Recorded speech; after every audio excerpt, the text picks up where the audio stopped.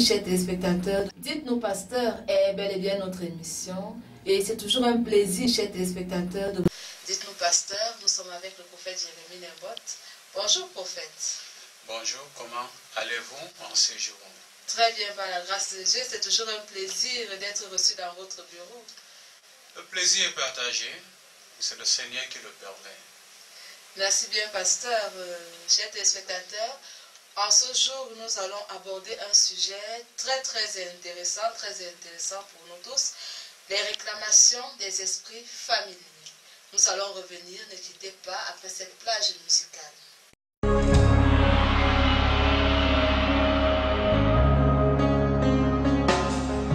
Tous les anges de sa sainteté,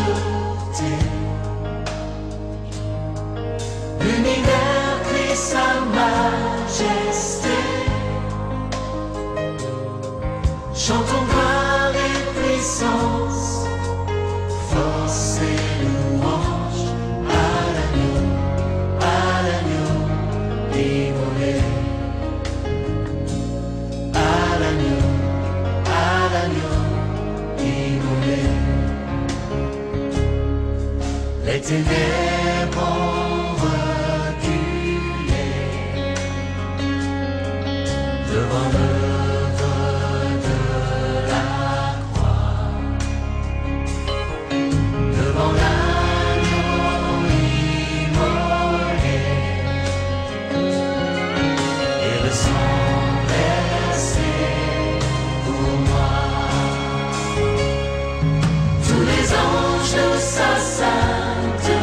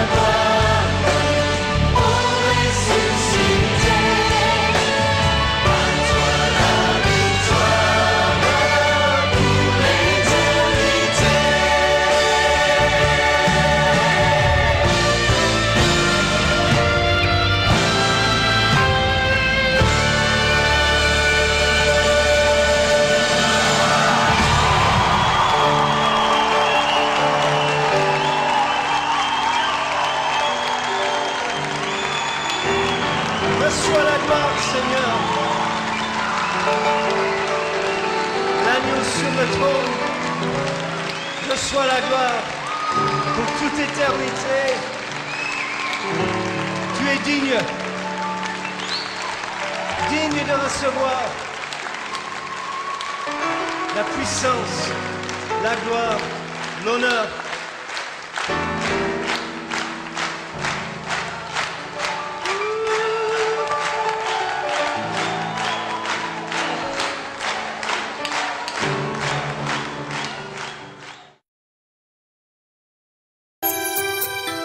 Restez scotchés sur Light TV et recevez le salut.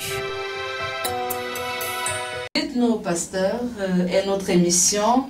Et s'il vous plaît, prophète, qu'entend-on par esprit familier? Oh, disons simplement que dans la parole de Dieu, le mot esprit familier est utilisé constamment pour indiquer les esprits qui ont la capacité d'aider à la divination. Donc si vous voyez par exemple quelqu'un qui officiellement est un voyant, quelqu'un qu'on va consulter, on dira aussi que la personne est habitée par un esprit familier. Mais ceci aussi peut s'appliquer à des esprits de clan, c'est-à-dire qui sont dans des familles et qui dominent ces familles de génération en génération. Est-ce donc à dire qu'un esprit qui domine une famille a un code, a des lois qu'il doit faire respecter automatiquement dans les familles? Oui, mais il faut d'abord se poser la question de savoir pourquoi est-ce que ces esprits viennent posséder des familles et des clans. Et la raison première, à mon avis, c'est la recherche de l'adoration. Parce que dans une famille ou dans un clan, il y a des concessions, des maisons où il y a toujours des hôtels. Un hôtel, c'est un lieu de rencontre entre un esprit et un adepte. De la volonté donc de cet esprit familier, les membres de la famille doivent venir offrir des sacrifices. Et ces esprits sont aidés en cela par des voyants qu'ils vont vous envoyer pratiquer des actes qui seront appelés coutumes. Oui, prophète, dites-nous, est-ce à dire que, nous prenons l'exemple, par exemple au Cameroun, à l'ouest, il y a des forêts sacrées, il y a des lieux de crâne. Est-ce que ce sont des endroits où les esprits familiers exercent leur pouvoir, leur autorité? Oui, il s'agit des hôtels, que ce soit tout lieu sacré, que ce soit sous un arbre, comme ça se voit un peu partout, même ici à Douala, du côté de Bonabéry, on a des baobabs qui sont sacrés, du côté de l'ouest, un peu partout il y a des arbres sacrés, il y a des maisons de crâne, parfois ce sont les berges de certaines rivières, parfois ce sont des chutes d'eau, parfois c'est des endroits où il y a des rochers immenses, ce sont des hôtels, ou encore, même beaucoup plus grave en ce moment, des sanctuaires. Pour revenir à votre question primordiale, disons que un esprit familier est là parce qu'il réclame l'adoration de tout le clan. Et quand un membre du clan se détache pour ne plus offrir l'adoration, l'esprit familier va d'abord faire des menaces. En d'autres termes, vous allez recevoir des messages qui vont dire on vous demande une chèvre, on vous demande un sacrifice, on vous demande ceci ou cela. Et la technique utilisée c'est le mensonge, c'est-à-dire on dira que des ancêtres morts réclament ces choses. Maintenant, quand vous ne vous soumettez pas, vous êtes en train de tourner le dos à une réclamation et immédiatement la sanction peut se manifester sous la forme d'un accident, sous la forme d'une mort, sous la forme de stérilité. Vous serez oppressé dans votre songe et puis cette oppression va se transformer en destruction. C'est un cas de punition par les esprits attachés au clan ou à la famille. Donc, nous comprenons également que ces esprits se considèrent comme des chefs de famille, comme des rois qui règnent, ils ont des familles sous leur autorité et ils se donnent carrément le droit de sanctionner des personnes qui ne se soumettent pas à leur autorité. Mais je vous dis que ce sont des divinités, donc ils ne sont pas que des chefs. Ils exercent un gouvernement, une autorité sur tout membre de la famille. Je connais le cas d'une femme qui m'avait été amenée pour un besoin de délivrance. Elle m'avait été amenée par un collègue, un autre pasteur. Il m'avait dit qu'il a une femme dans son église qui est victime de la sorcellerie et elle avait besoin de délivrance parce que depuis 2 ans qu'il priait, il n'y avait pas de solution. Et quand cette femme est venue en sa compagnie, le Seigneur m'a donné des révélations. Le Seigneur m'a dit, cette femme qui demande la délivrance est en fait une sorcière. Elle veut quitter le monde des ténèbres. Mais dans cette famille, il y a une divinité qui est un python. Et cette femme a été initiée par sa tante et elle veut quitter sa tante. C'est parce que les esprits familiers ne le veulent pas, qu'ils sont en train de la tourmenter de manière continuelle. Oui, prophète, qu'est-ce qui peut pousser un esprit familier à vouloir punir un membre de famille? Nous avons constaté dans certaines familles africaines et même occidentales, il y a des personnes qui disent, ma famille a trop de sorcellerie, je me détache. Est-ce que cela peut être une raison de punition venant d'un esprit familier? Bien entendu, l'une des formes de réclamation ou bien de menaces de châtiment, c'est parce que la personne se détache du sanctuaire familial. Elle croit s'éloigner géographiquement, mais en réalité, à cause du lien de sang, ces esprits sont dans la personne. La preuve même, c'est que ces gens feront des rêves, et durant ces rêves, ils se retrouveront toujours au village, dans la maison familiale, souvent en présence des autels qui ont été bâtis par leurs ancêtres. Je connais le cas d'un pasteur.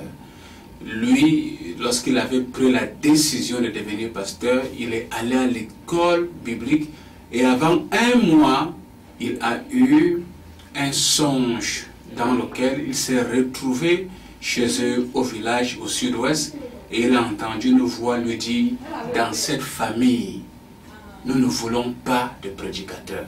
Sache que tu es le fils de tel ou de tel, démissionne de cette école, sinon tu vas voir. Il s'agit là d'une réclamation. Oui, merci prophète. Nous allons souffler un instant, parce que ce sujet il est vraiment très intéressant. Nous allons souffler un instant avec cette page colorée. Nous nous retrouvons tout de suite après.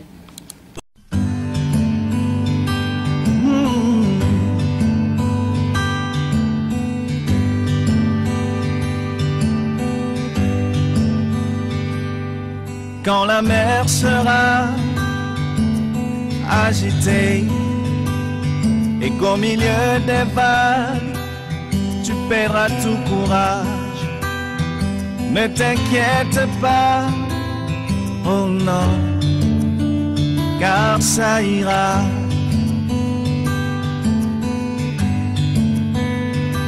Même quand le ciel aura plus son bel éclat et que toute la joie s'en ira loin de toi, ne t'affole pas, oh non, car ça ira, hey, hey,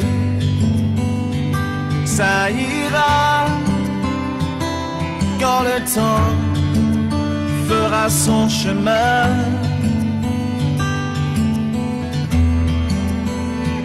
Ça ira par la foi qui nous portera.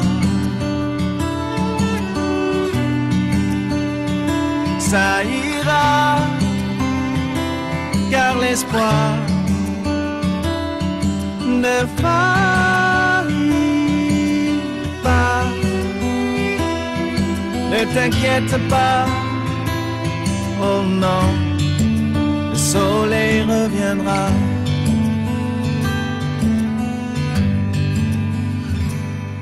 il t'arrivera de perdre tes repères.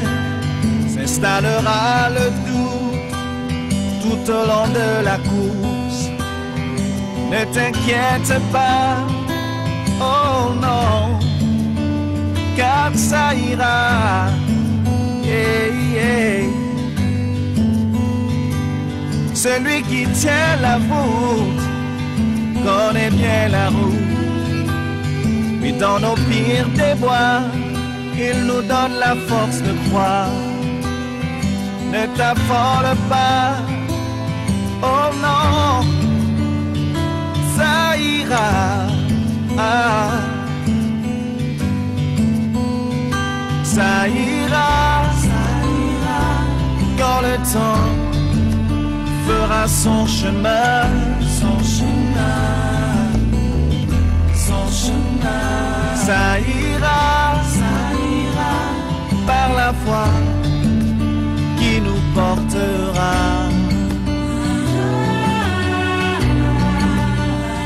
Ça ira, car l'espoir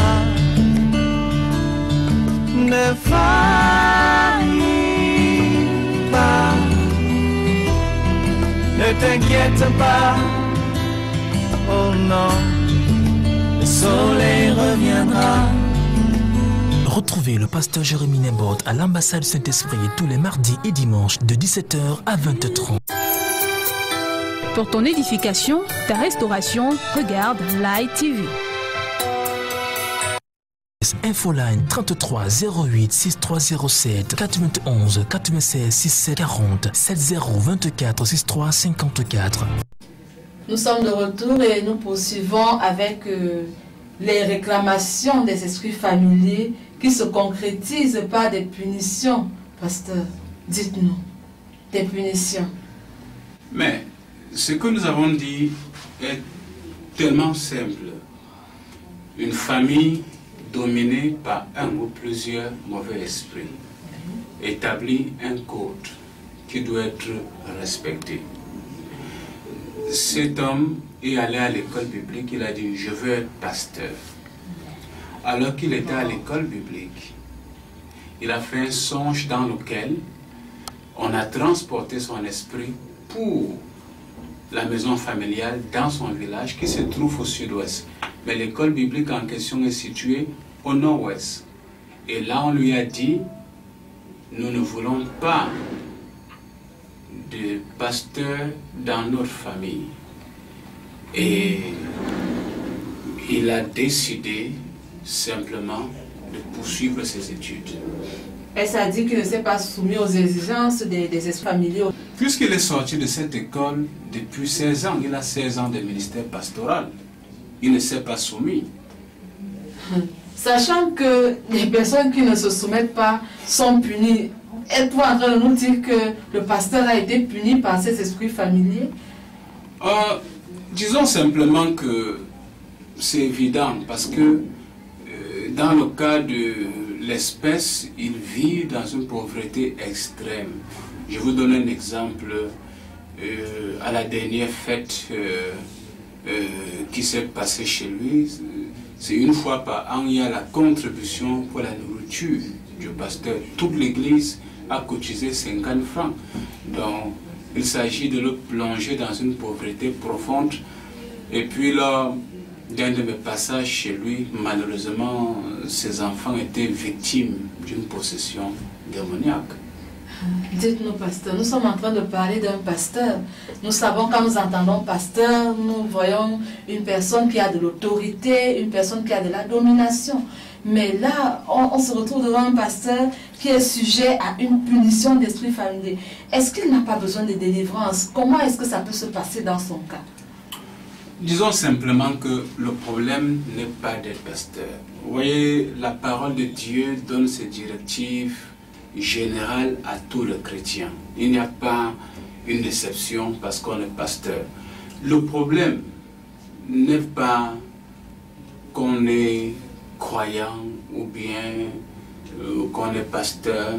Le problème chez les enfants de Dieu, c'est qu'ils marchent un jour dans l'esprit, c'est-à-dire dans l'obéissance à Dieu, et un deuxième jour dans la chair, c'est-à-dire dans la désobéissance. On ne peut pas simplement dire que parce qu'on est chrétien ou parce qu'on est leader chrétien, on est a priori à l'abri des réclamations, des punitions ou des attaques. Si vous ouvrez une porte, vous allez subir. La Bible dit clairement dans Ephésiens chapitre 4 au verset 27, ne donnez pas assez au diable. Deuxièmement, voyez-vous, il faut encore que ces pasteurs acceptent son besoin de délivrance. C'est justement là-bas où il y a un problème parce que bien souvent, c'est notre personnalité qui nous empêche de solliciter la délivrance. Ou bien encore, quelqu'un peut trouver tellement horrible d'envisager le fait qu'elle soit possédée ou qu'elle soit oppressée et dire non, avec moi c'est impossible, j'ai ma fierté, Satan ne peut rien me faire. Et puis la situation s'installe. Donc il y a plusieurs hypothèses, mais je ne voudrais pas qu'il y ait une méfiance vis-à-vis des pasteurs. La situation normale d'un pasteur selon Christ, ce n'est pas simplement d'être diplômé, mais c'est d'être rempli du Saint-Esprit. Alors nous comprenons bien que dans ce cas de délivrance et dans plusieurs cas de délivrance, il y a question de volonté propre de la personne. Bien entendu, nous avons le modèle de Bartimée dans la Bible qui était aveugle. Et quand Jésus-Christ passait, Bartimée s'est mis à le pourchasser en disant « Aie pitié de moi, aie pitié de moi, aie pitié de moi ». C'est à l'être humain de crier vers Dieu, un cri désespéré et de dire « S'il vous plaît, j'ai besoin de guérison, j'ai besoin d'un toucher, j'ai besoin de délivrance ». Et pendant que nous parlons, peut-être dans votre cœur, il y a une voix qui monte et qui dit « Normalement, je sens que c'est là mon problème ». Alors n'hésitez plus, venez à Jésus-Christ. Les numéros sont affichés. Si je peux être une aide dans le but de, je ne sais pas, une prière, un conseil, il est temps que ça change. Il est temps que nous puissions passer des ténèbres à la lumière. Merci bien, prophète. Chers téléspectateurs, vous l'avez bien entendu, les numéros s'affichent au bas de votre petit écran si vous avez besoin d'un conseil ou même de rencontrer le prophète Jérémie Nembot pour plus d'amples explications sur ce sujet que nous avons abordé aujourd'hui, réclamation des esprits familiers. N'hésitez pas à appeler. Et quant à nous, prophète, nous allons nous retrouver très bientôt pour une prochaine émission. Par la grâce de Dieu, shalom. Shalom, shalom à tous et à très bientôt. Restez scotchés sur l'ITV et recevez le salut.